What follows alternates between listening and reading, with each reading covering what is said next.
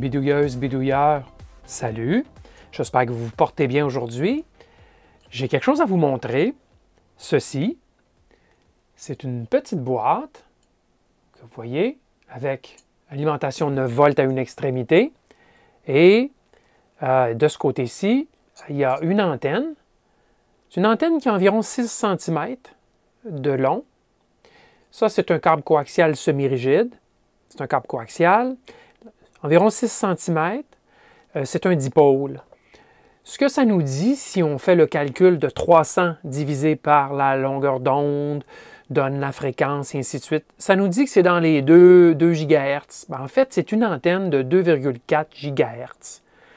Alors ça, ce que c'est un petit émetteur qui m'a servi pour tester une antenne de réception satellite à 2,4 GHz.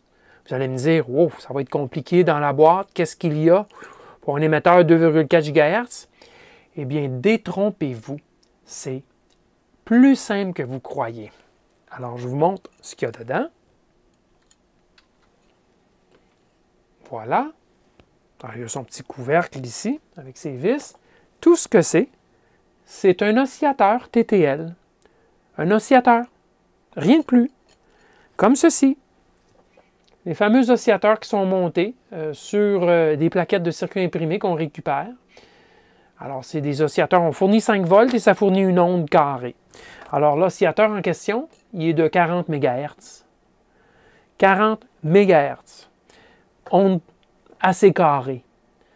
Ce qui veut donc dire qu'il y a beaucoup d'harmoniques de générer. Et si je lui mets une antenne à 2,4 GHz, un petit dipôle, eh bien, il va tout de même y avoir de l'énergie radio à 2,4 GHz, malgré que la fondamentale est à 40 MHz. Imaginez. Vous pouvez faire le calcul, c'est laquelle harmonique qui nous amène à 2,4 GHz.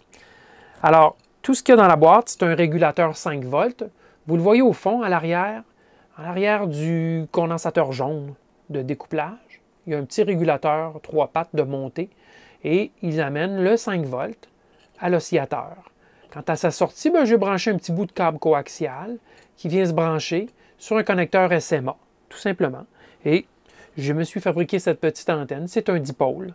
Donc, il y a un des deux éléments qui est branché sur le conducteur central et l'autre élément qui est branché sur le conducteur extérieur.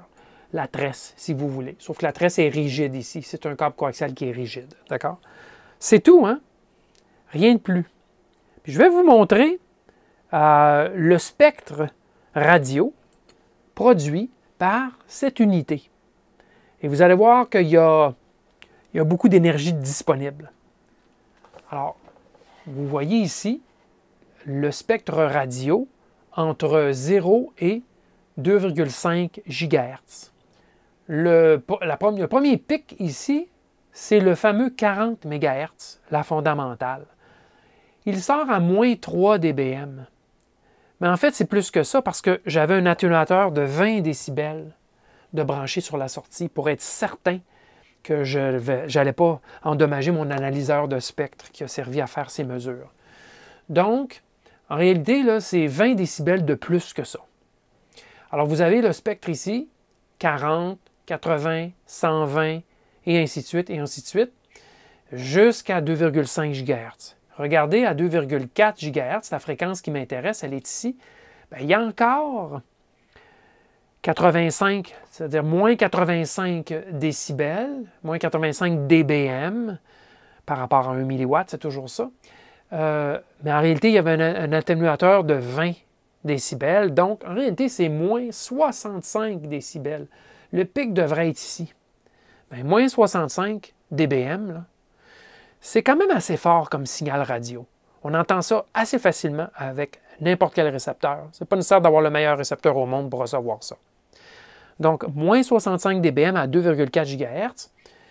On peut s'attendre que ça aille au moins jusqu'à 3 GHz. Et c'est le cas, j'ai arrêté à 2,5, mais il y avait encore des petites pointes. On pourrait certainement écouter ce signal-là au moins jusqu'à 3 GHz à tous les 40 MHz. Entre 40 et au moins 2,5 GHz. Donc, vous en avez la preuve.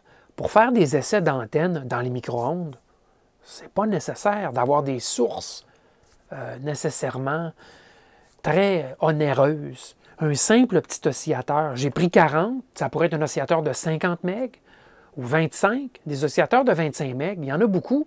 C'est souvent utilisé sur tout ce qui est carte réseau, les routeurs, les cartes réseau dans les ordis, et ainsi de suite. C'est la plupart du temps des oscillateurs à 25 MHz. Alors, ouvrez l'œil pour ce genre d'oscillateurs qu'on appelle les oscillateurs TTL. Ouvrez l'œil, ramassez-en. C'est toujours utile.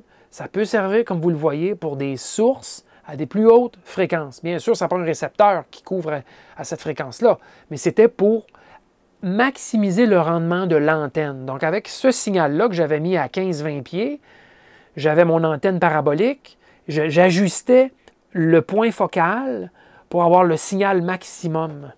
Alors, c'est à ça que ça a servi, ce petit émetteur. Alors, ça aurait pu être à 100 pieds, ça aurait tout aussi bien fonctionné. Mais j'ai fait ça dans le sous-sol. Comme quoi, ce n'est pas nécessaire toujours d'être à l'extérieur pour faire des essais d'antenne. Alors voilà. Souvent, on a des petits trucs du métier qui nous permettent de faire beaucoup de choses à peu de frais. Rappelez-vous de cette petite astuce. Merci et à la prochaine.